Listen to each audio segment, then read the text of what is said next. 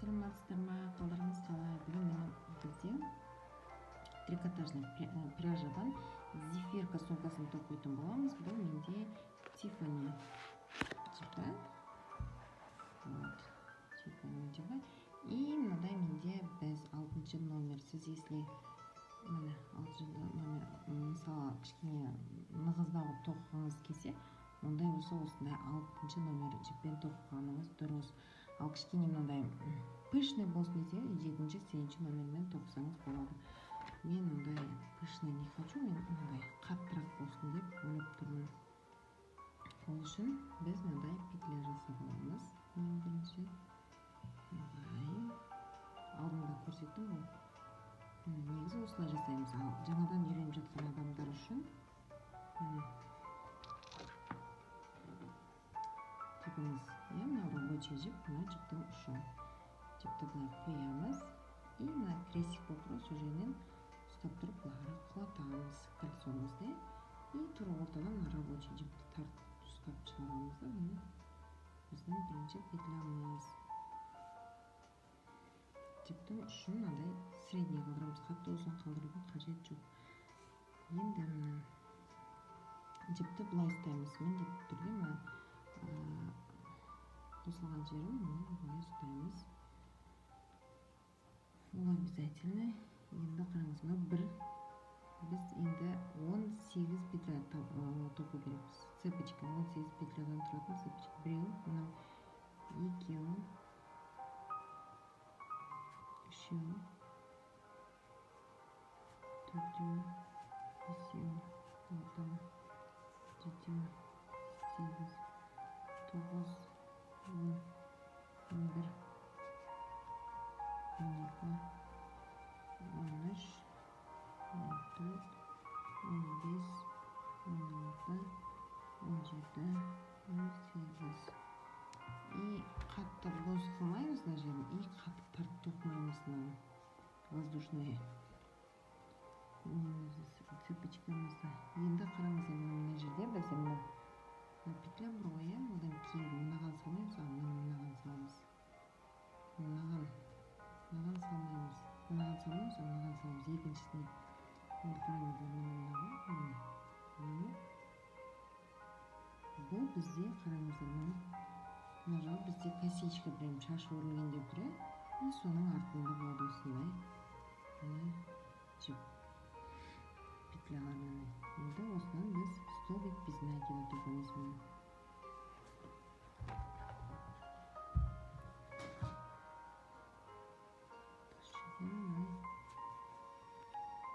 Бұлай ғана тоқа бересіз. Өстіп каждый один столбик без накида тоқимыз.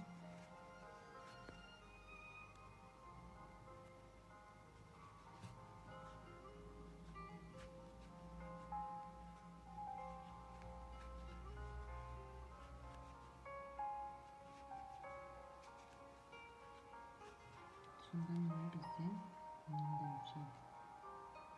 Жазуын көрдіңіздер ме?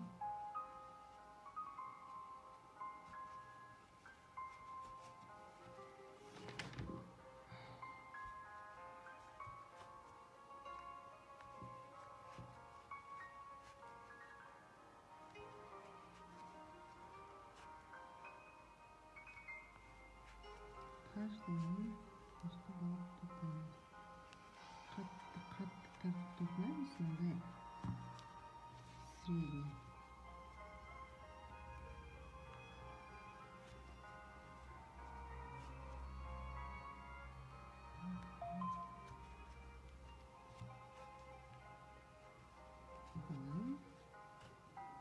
Біздің соңғы петлямыз міне.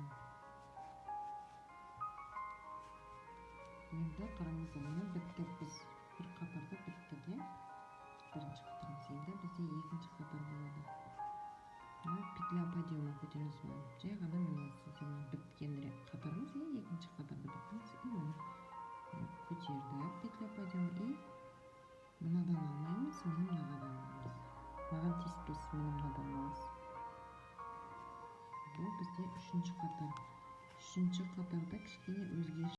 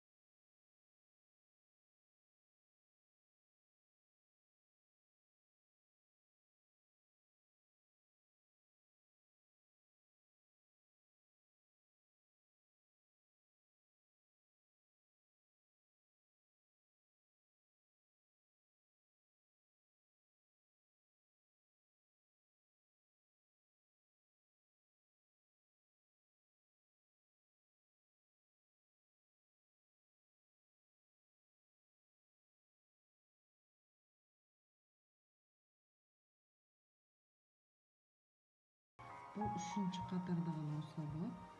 Ары қарай петля пойдем и ары қарай мынаға тиіспейміз и ары қарай как обычно тоқи береміз. Осылай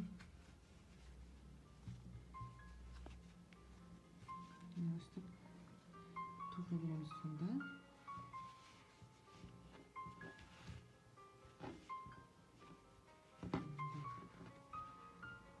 көтересіздер осылай.